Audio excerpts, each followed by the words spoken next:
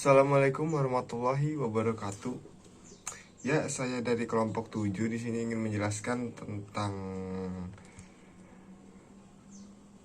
observasi, wawancara, skala sikap dan angket dan sosiometri akidah akhlak di MTS maupun di MTA. Yang pertama saya akan menjelaskan tentang observasi akidah akhlak di MTS maupun di MA. Yang sebelumnya saya menjelaskan dulu, observasi merupakan suatu pengamat langsung terhadap siswa dengan memperhatikan tingkah laku. Observasi merupakan salah satu alat evaluasi jenis non-tes yang dilakukan dengan jalan pengamat dan pencatat secara sistematis, logis, objektif, dan rasional. Mengenai berbagai fenomena, baik dalam situasi yang sebenarnya maupun dalam situasi buatan untuk mencapai tujuan tertentu, observasi tidak hanya digunakan dalam kegiatan evaluasi, tetapi juga dalam bidang penelitian, terutama penelitian kualitatif. Dan observasi merupakan proses pengamat yang pencatatan secara sistematis, logis, dan objektif dalam rasional mengenai berbagai macam fenomena yang bertujuan untuk mengumpulkan data, informasi pengukuran, dan faktor-faktor yang diamati, khususnya percakapan sosial. Berikut ini adalah karakteristik observasi. Yang pertama ialah mempunyai tujuan. Kita habis itu harus mencari tahu dan kita mempunyai tujuan untuk kemana penelitian ini. Yang kedua adalah bersifat ilmiah. Yang ketiga adalah terdapat aspek yang diamati. Dan yang terakhir adalah praktis atau tidak ribet dalam menjalankannya. Observasi yang baik dan tepat harus memiliki sifat-sifat tertentu, yaitu yang pertama, hanya dilakukan sesuai dengan tujuan pengajaran. Yang kedua adalah direncanakan secara sistematis. Yang ketiga adalah secara dicatat dan diolah sesuai dengan tujuan. Dan yang terakhir adalah dapat diberikan validitas, reliabilitas, dan ketelitiannya.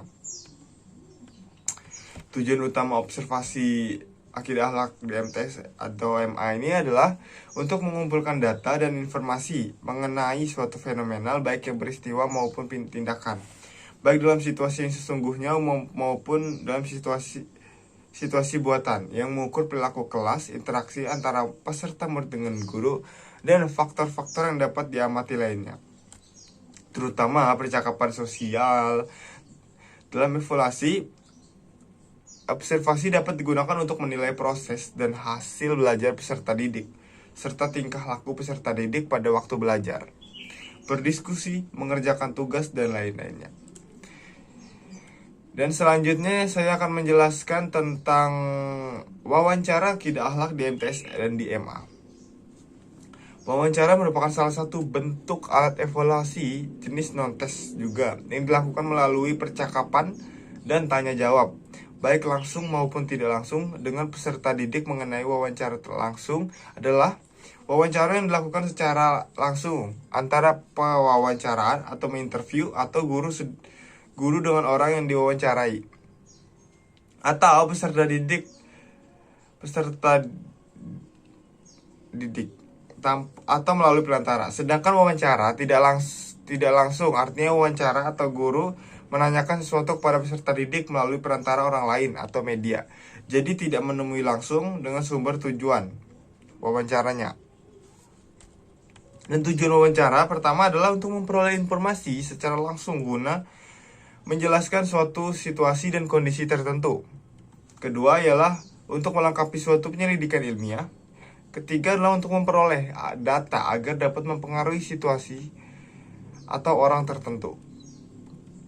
Wawancara memiliki dua cara. Yang pertama adalah wawancara bebas, di mana responden mempunyai kebebasan untuk mengutarakan pendapat tanpa dibatasi atau patokan-patokan. Dan kedua adalah wawancara terpimpin, yang merupakan wawancara yang dilakukan oleh subjek evaluasi dengan mengajukan pertanyaan yang sudah disusun terlebih dahulu, sehingga responden hanya memilih jawaban yang sudah disiapkan oleh penanya. Jadi seperti itu. Dan langkah-langkah untuk melakukan wawancara pertama ialah merumuskan tujuan wawancara. Yang kedua adalah membuat pedoman wawancara. Yang ketiga adalah menyusun pertanyaan yang sesuai dengan data yang diperlukan. Yang keempat ialah melakukan uji coba. Dan yang terakhir adalah melaksanakan wawancara itu. Ya, mungkin itu sedikit penjelasan saya tadi wawancara. Selanjutnya saya akan menjelaskan tentang skala sikap akidah akhlak di MTS dan di MA. Untuk menilai skala sikap seseorang terhadap objek tertentu dapat dilakukan dengan melihat respon yang teramat dalam menghadapi objek yang bersangkutan. Menurut Eagle and Chaikin dapat dibedakan menjadi 3, yaitu respon kognitif, respon afektif, dan respon tingkah laku. Respon kognitif merupakan presentasi apa yang diketahui, dipahami, dan dipercaya oleh individu pemilik sikap. Respon afektif merupakan perasaan yang menyangkut aspek emosional. Respon tingkah laku merupakan kecenderungan berperilaku ketentuan sesuai dengan sikap yang dimiliki oleh seseorang. Sikap merupakan suatu kecenderungan tingkah laku untuk berbuat sesuatu dengan cara, metode, teknik, dan pola tertentu. Dalam mengukur sikap, guru harus memperhatikan 3 komponen. Pertama ialah kognisi atau pengetahuan. Yang kedua afeksi, yaitu perasaan terhadap objek. Dan yang terakhir adalah konasi atau berperilaku terhadap objek. Model skala sikap yang bisa digunakan nih antara lain ialah pertama menunjukkan bilangan untuk menunjukkan tingkah objek yang dinilai seperti 1, 2, 3 dan seterusnya tuh. Seperti itu. Dan yang kedua adalah menunjukkan frekuensi. Itu selalu ada atau sering atau tidak pernah melakukan itu. Dan yang ketiga adalah menunjukkan istilah kualitatif. Itu tuh baik sekali, baik, atau bahkan kurang baik dalam melakukannya. Dan yang keempat adalah menunjukkan status dan kedudukan yang sangat tinggi, di atas rata-rata, atau rendah. Yang terakhir adalah menggunakan metode bilangan atau huruf. Yang itu selalu, kadang-kadang, jarang sekali, dan tidak pernah. Ya mungkin itu saja yang bisa saya jelaskan. Wassalamualaikum warahmatullahi wabarakatuh. Bismillahirrahmanirrahim. Saya Nidal Khairiyah selaku pemakalah kelompok 7. Di sini saya akan menyampaikan materi berikutnya, yaitu angket akidah akhlak di MTS atau MA.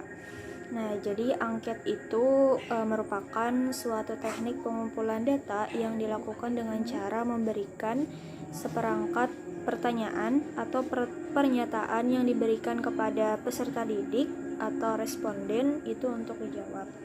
Nah, jadi mengenai angket itu memiliki kelebihan dan kekurangannya. Nah, adapun kelebihannya di sini adalah angket itu metodenya itu praktis dikarenakan dapat digunakan untuk data kepada sejumlah responden atau peserta didik dalam jumlah yang banyak dan waktu yang singkat. Nah, selanjutnya angket juga metode yang secara ekonomis dari segi tenaga yang diperlukan. Nah, selanjutnya setiap peserta didik itu menerima sejumlah pertanyaan yang sama. Nah, kelebihannya yang lain itu adalah pengaruh subjektif yang dapat dihindarkan. Nah, itulah merupakan kelebihan dari angket. Selanjutnya kekurangannya yaitu peserta didik sebagian kurang teliti dalam menjawab. Nah, sehingga ada pertanyaan yang terlewati. Nah, yang kedua, sulit mendapatkan jaminan dengan peserta didik akan memberikan jawaban yang tepat. Nah, selanjutnya penggunaannya terbatas hanya pada responden yang bisa membaca dan menulis. Nah, pembahasan berikutnya yaitu sosiometri akidah akhlak di MTS atau MA. Nah, sosiometri ini merupakan itu berasal dari bahasa Latin yaitu sosios yang artinya sosial dan metrum yang diartikan sebagai pengukuran.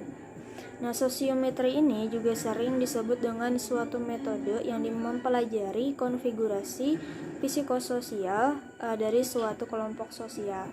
Nah, dikarenakan sosiometri ini bermaksud menemukan dan mencatat relasi aktif dari struktur kelompok tersebut. Nah, yaitu pola yang saling tertarik dan juga saling menolak. Nah, di sini ada langkah-langkah dari pelaksanaan sosiometri. Nah, di sini dijelaskan di dalam buku karya Soekardi yang berjudul Evaluasi Pendidikan Prinsip dan Operasionalnya. Nah, jadi di sini secara garis besar itu ada beberapa. Yang pertama itu membuat lembaran ringkasan dengan menggunakan kartu di mana peserta didik itu dapat menempatkan pilihannya. Yang kedua, mengidentifikasi daftar pilihan peserta didik yang timbal balik dan pilihan tunggal. Nah, yang ketiga, mengidentifikasi peserta didik yang mendapatkan pilihan banyak dari peserta didik lain dalam suatu kelompoknya dengan memberikan sebutan. Nah, misalnya bintang 1 atau 2 dan seterusnya. Di sini ada beberapa bentuk-bentuk dari sosiometri. Ada 3. Yang pertama itu sosiometri tipe nominatif. Yang kedua sosiometri tipe skala bertingkat. Yang ketiga itu ada sosiometri tipe siapa dia. Nah, mungkin itu saja pembahasan materi dari kami. Mohon maaf jika terdapat kesalahan. Wassalamualaikum warahmatullahi wabarakatuh.